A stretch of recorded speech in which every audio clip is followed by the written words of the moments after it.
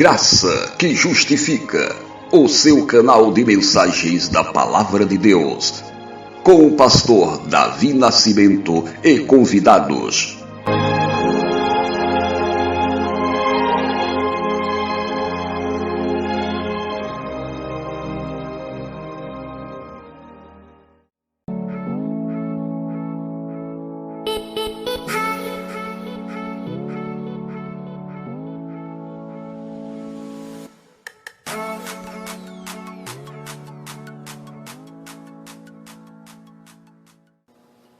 Graças a Deus, meus irmãos, bem-vindo a mais uma aula da disciplina Período Interbíblico, ofertada pelo Seminário Presbiteriano Fundamentalista do Brasil, localizado na cidade de Patos, Paraíba. A nossa aula hoje é a aula 4 e vamos tratar de uma síntese histórica a respeito da Grécia e da Macedônia. E, primeiramente, nós queremos assim compartilhar com os irmãos que a Grécia ela era dividida em duas partes gerais. Ao norte, Hélade, com a capital em Atenas, e ao sul é o Peloponeso, que era ligado ao continente pelo istmo de Corinto, com a capital em Esparta.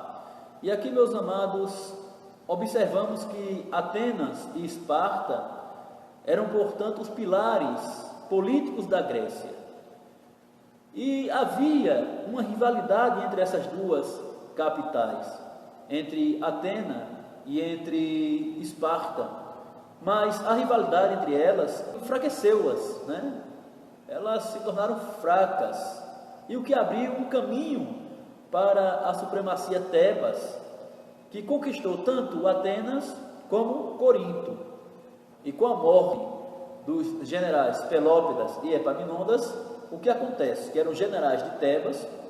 Então Tebas ela vai ser conquistada e também sendo banida, né, como punição pelo que ela havia feito. E em meio a essa confusão política, então vai surgir a Macedônia, que era um pequeno estado independente ao lado da Grécia. Os macedônios, o que acontecia? Viviam separados dos gregos. E alguns dos historiadores chegam a afirmar que havia entre os macedônios uma raça diferente, uma raça diferenciada. Então, amados, o que nós podemos observar aqui é que quando Atenas e também Esparta e Tebas de forma sucessiva estavam no apogeu, o que acontece? A Macedônia, ela não vai passar de uma simples colônia de escravos, onde que reinava lá era a confusão, era a anarquia, era a indolência e a miséria. Então veja que a Macedônia era um local, uma pequena região, onde havia anarquia, onde havia indolência, onde havia miséria. E o que acontece? Nesse cenário vai surgir Felipe. Quem era Felipe? Felipe era o pai de Alexandre, o Grande, o que nós vamos falar posteriormente. E Felipe ele era um perito em estratégia militar. O que é que ele vai fazer? Ele vai sufocar as anarquias que havia na Macedônia e ele vai preparar, ele vai equiparar um grande exército que vai sufocar aquela anarquia que pairava sobre a Macedônia. E com esse poderoso exército que ele vai organizar, o que é que ele vai fazer? Ele vai conquistar, ele vai alcançar importantes conquistas, as quais nós iremos ver posteriormente, incluindo a Grécia, que era o seu alvo principal, era o seu rival principal, ali por volta do ano 338 a.C.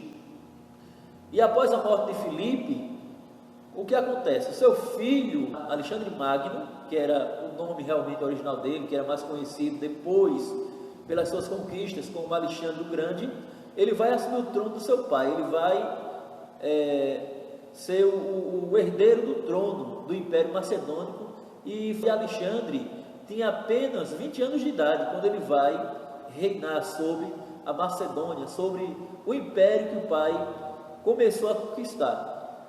E quando falamos aqui da ascensão de Alexandre, vamos também observar, e o que vai nos interessar de forma estrita, é que ele vai conquistar também ali o Império Persa. Filipe II, que era o pai de Alexandre, tinha planos de organizar um grande exército composto de macedônios e também de gregos. Para quê? Para iniciar uma campanha de conquistas dos territórios do Império e também derrotar o rei Dário II, ou Dario, como alguns costumam chamar. E observamos que a morte de Alexandre não foi uma morte natural. Então, alguns historiadores confirmam e também afirmam que Filipe ele vai morrer assassinado no ano 336. E aqui vai desencadear, depois da morte de Filipe, o pai de Alexandre, uma forte crise na Macedônia. E Alexandre ele teve de assumir de forma enérgica algumas posturas para poder conter as rebeliões que agora estavam surgindo por ocasião da morte do seu pai. E o início do reinado de Alexandre vai ser marcado por crises, por tensões políticas e outras coisas mais. E ele teve, meus amados, que se impor contra aqueles que queriam usurpar o trono do seu pai.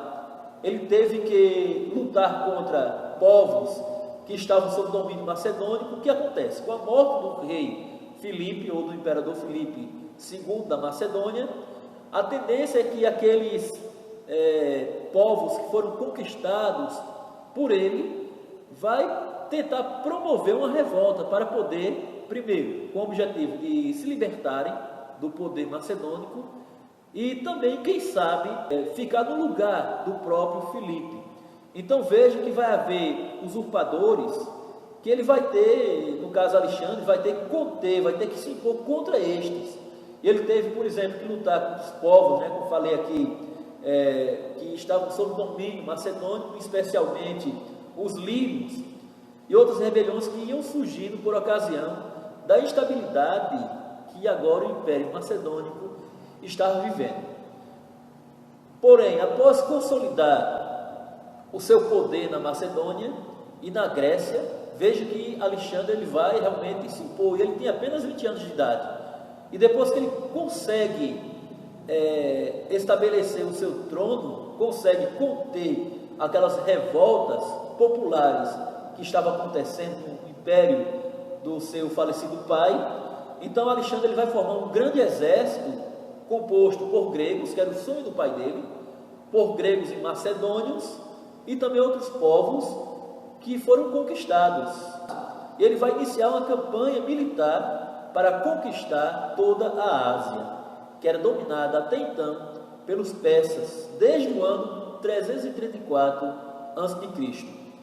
Então, Alexandre chega à Ásia Menor, no começo de 334.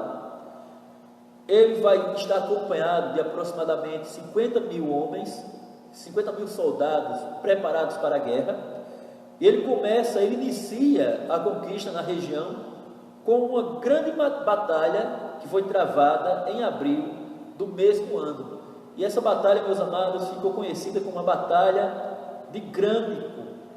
E aí Alexandre ele vai sair vitorioso dessa batalha. E a vitória vai permitir a Alexandre estender o seu controle sobre inúmeras cidades da região, uma vez que o poder persa havia agora se fragilizado, havia ficado frágil. E assim, aos poucos, ou em pouco tempo, toda a Frígia e Lídia estavam sendo conquistada pelo imperador Alexandre o Grande. E após a conquista da Ásia Menor, observamos que Alexandre ele vai conquistar a Síria no ano 333, que estava sob o domínio de Dario III. A vitória conquistada por Alexandre permitiu que ele conquistasse todas as grandes cidades da faixa que atualmente correspondia à Síria, o Líbano, a Palestina. A única cidade da região que até então não tinha se submetido aos macedônios foi a cidade de Tiro, que impôs resistência ao poder de Alexandre. Mas observamos que no ano 332 a.C., Alexandre conquista a cidade de Tiro e, em consequência à sua resistência, ele vai impor pilhagem daquela cidade e também vai escravizar os seus cidadãos. E com a morte de Dário, como observamos, o poder de Alexandre vai ser consolidado na Pérsia. Então, Alexandre, ele conquista a Pérsia. E o que nos chama a atenção é a entrada de Alexandre em Jerusalém. Então, meus amados, observamos que Alexandre ele vai enviar mensageiros que Jerusalém seja submisso ao seu poder, ao seu poderio, ao seu reinado, e ele vai exigir que aquela cidade abasteça o seu exército, dê subsistência ao seu exército. O que acontece? Judas, que era sacerdote e detinha o poder representativo em Jerusalém, deu uma resposta incisiva a Alexandre, dizendo: já me comprometi com Dário, não combatê-lo, portanto não transgredirei meu compromisso enquanto viver o rei Dário. E a resposta de Judas para Alexandre provocou de fato uma irritabilidade em Alexandre. Alexandre ele ficou muito irritado com aquela resposta e ele resolveu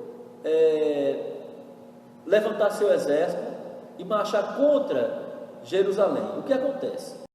Ninguém sabe, por medo, ou realmente foi uma palavra de Deus para o sumo sacerdote, mas os judeus dizem que Deus havia falado com o sumo sacerdote Judas. E qual seria essa palavra, segundo os judeus? Deus falou ao sumo sacerdote em sonhos para que abrisse as portas da cidade, adornasse-a bem, mandasse o povo se vestir de branco e sair em procissão com os sacerdotes paramentados e o próprio sumo sacerdote, ele saísse com suas vestes especiais e usando a mitra em sua cabeça. Então veja que a história ela vai começar a mudar. A partir do momento que Alexandre ele vai preparar seus exércitos contra Jerusalém, o sacerdote, por declaração divina, segundo os judeus, vai mudar de ideia. Ao invés de se negar a servir Alexandre, observamos que o sacerdote ele convoca o povo, convoca os sacerdotes de então a sair ao encontro de Alexandre em procissão. E observamos que ao entrar em Jerusalém, note que Alexandre ele vai entrar com o seu exército, ele está preparado para exterminar os judeus, para lançar seu domínio sobre Jerusalém. E quando ele entra em Jerusalém, ele vai ser recebido com festas, com louros, com glória, com honra, com a pompa que um guerreiro conquistador realmente merecia.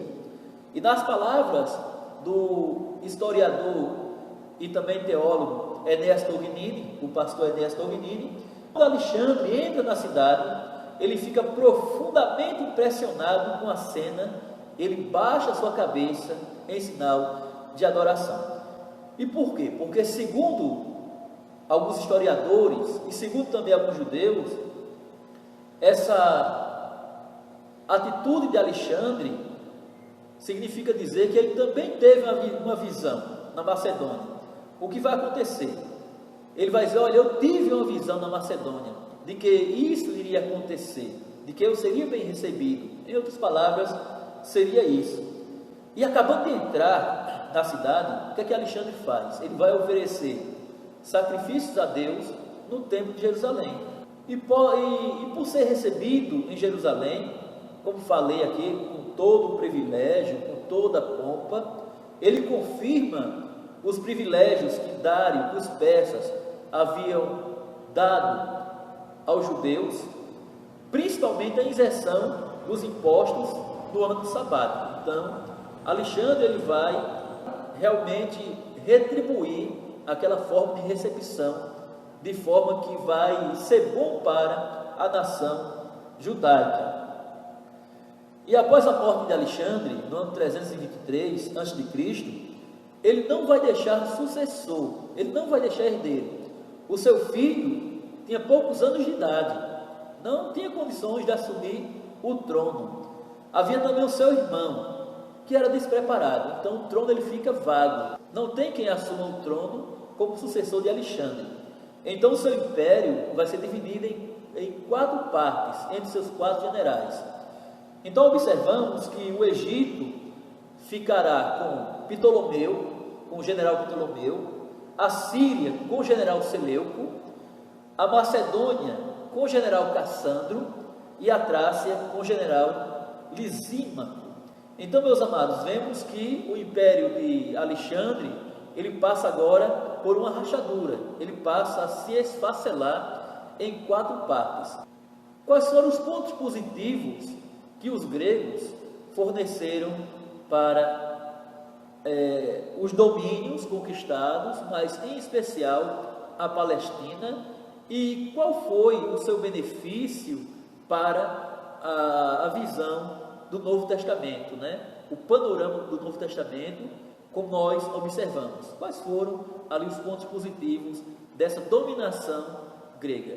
Então, queridos, que Deus esteja abençoando cada um de vocês e vamos seguir para a próxima aula, no nosso próximo vídeo aula, que trataremos sobre os Ptolomeus versus Seleucidas. Que Deus, pois, abençoe a todos vocês e aguardo vocês no próximo vídeo aula.